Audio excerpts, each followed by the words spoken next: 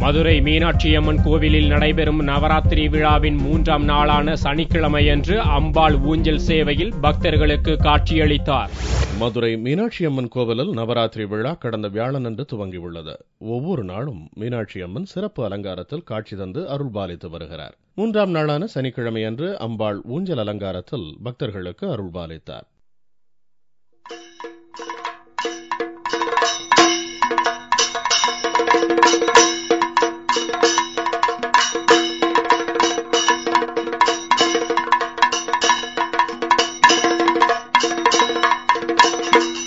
இந்த கொலு அலங்காரத்தினுடைய முக்கிய பொருளாக ஆதிசங்கருடைய சண்மத வழிபாடு என்ற தலைப்பிலே கொலு அமைக்கப்பட்டுள்ளது.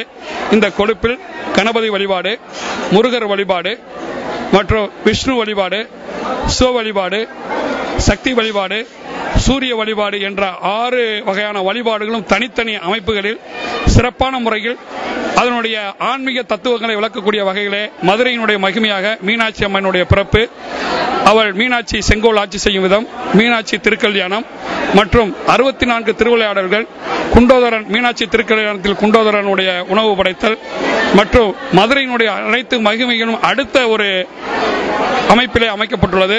கொலு கண்காட்சியை ஒட்டி தினமும் ஆன்மீக சொற்பொழிவு, நாட்டியம் உள்ளிட்ட கலை நிகழ்ச்சிகள் நடக்கின்றன.